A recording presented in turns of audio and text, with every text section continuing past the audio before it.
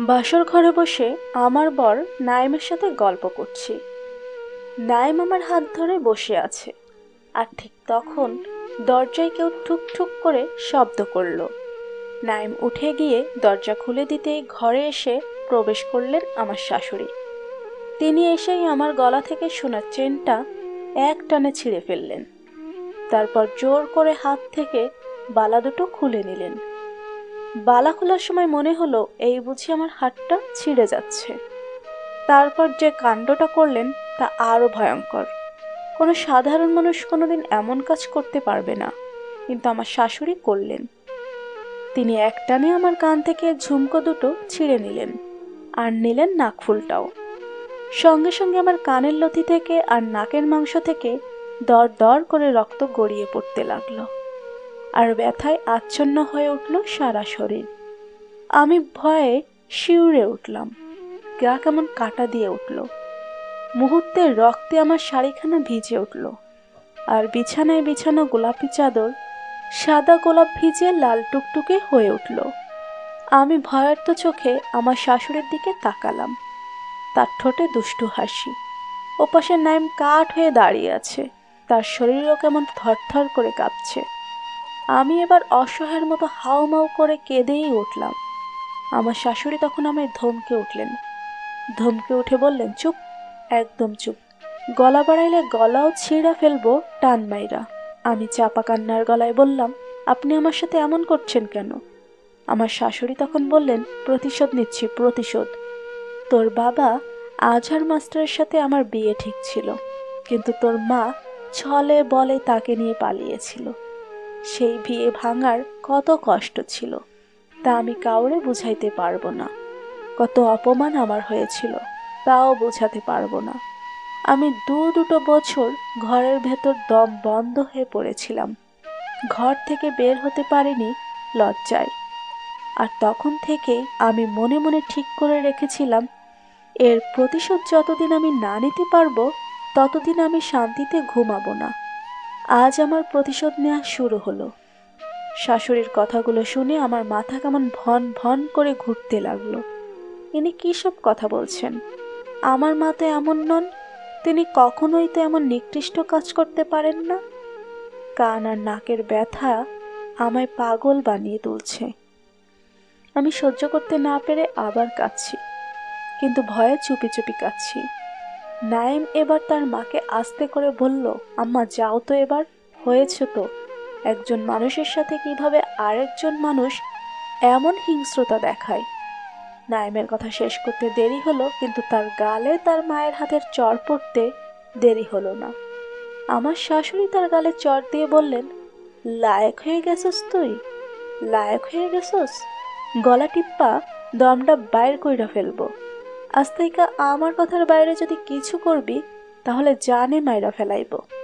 নাইম ভয়ে থরথর করে কেঁপে উঠল। এবার আমার শাশুড়ি আমার সাথে কথা বললেন। তিনি আমার কাছে এসে বললেন, একটা খেলা দেখাইবো এখন। খেলা দেখবা বউ? আমি শুধু জল ভরা চোখে শাশুড়ির দিকে তাকালাম, কিন্তু কথা বললাম না। এবার আমার শাশুড়ি নাইমের দিকে তাকালেন, তারপর বললেন, নাইম, আমি যা বলবো এখন থেকে তুমি কিন্তু আমার সাথে গলা মিলাইবা বাজান। আমার কথার বাইরে কিছু করলে তো জানোই। তারপর আমার শাশুড়ি এক অদ্ভুত কাণ্ড করলেন। তিনি চিৎকার করে ডাকতে লাগলেন আশেপাশের মানুষদেরকে, তোমরা কেউ আসলা না গো, আসলা না, আমার বউ পাগল হয়ে গেছে। কি সর্বনাশ করেছে গো, দেখো আয়সা তোমরা। নিজের নাক কান নিজেই ছিঁড়া ফেলছে। বাইরের মানুষদের ডাকতে ডাকতে তিনি তার হাতে থাকা চেইনবালা আর কারেন্ট ঝুমকো ছড়িয়ে ফেললেন মেঝেতে। এবার তিনি মেঝেতে বসে কান্না শুরু করলেন। একে একে তখন আত্মীয় স্বজন আর আশেপাশের ঘরের মানুষগুলো আসতে শুরু করলো। তিনি তখন কাঁদতে কাঁদতে মাথা চাপড়ে বলতে লাগলেন, কি সর্বনাশ করলো গো, আমার পোলারে পাগল বউ ঘসাইয়া দিল। আমার শাশুড়ির এসব কাণ্ড দেখে আমার বুক কেমন কেঁপে উঠল অজানা ভয়ের আশঙ্কায়। কেন জানি তখন আমার মনে হলো আমি ভীষণ বড় বিপদের মধ্যে পড়ে গেছি। এই বিপদ থেকে বাঁচা আমার জন্য খুব কঠিন হয়ে যাবে। আত্মীয় স্বজনরা একে একে আমার চারপাশ এসে ঘিরে ফেলল। একজন বৃদ্ধ মহিলা এসে আমার মুখের কাছে ঝুঁকে বলল, সর্বনাশ সর্বনাশ, বউয়ের চোখ দেখো কেমন টকটকা লাল, এর জিন আছে, কবিরাজ ডাকো তাড়াতাড়ি, নইলে বিপদ হইব। আরেকজন অল্প বয়সী মহিলা তার মুখটা কেমন করে বলে উঠল, আরে এসব কিছু না, দেখেন গিয়ে মায়ার নাগর আছে, নাগরের সাথে আগে ভাগেই ঢলাঢলি হয়ে গেছে, এখন জামাইয়ের হাতে ধরা পড়ার ভয়ে এমন করতাছে।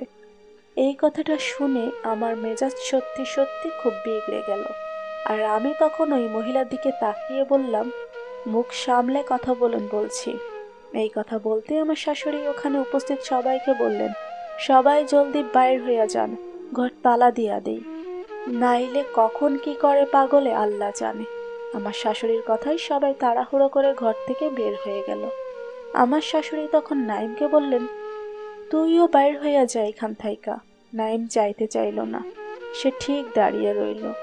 এবার আমার শাশুড়ি নাইমকে ধমকে উঠতেই নাইম ঘর থেকে বের হয়ে গেল।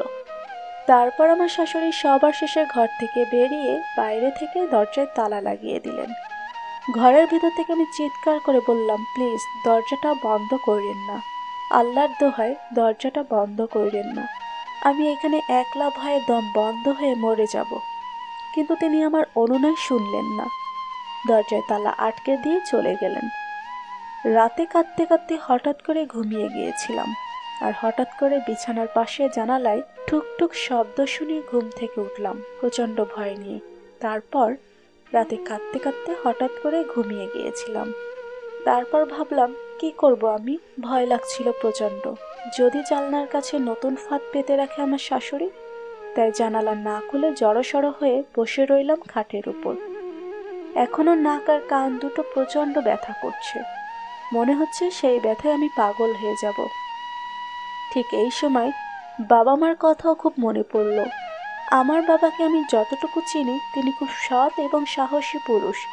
জীবনে কখনো তাকে কোনো কিছু নিয়ে সামান্য অবহেলা করতে দেখিনি কারোর 2 পয়সা মেরে খেতে, কারো ওপর মিথ্যা চাপিয়ে দিতে। বাবা কোনো সিদ্ধান্ত নিলে 100 বার ভেবেচিন্তে সিদ্ধান্ত নেন, এবং এই বিয়ের সিদ্ধান্তটাও তিনি খুব ভেবেচিন্তেই নিয়েছিলেন। বাবা বলেছিলেন তার ছাত্রীর ছেলের কাছে মেয়ে বিয়ে দিলে এত বাছবিচারের কি প্রয়োজন।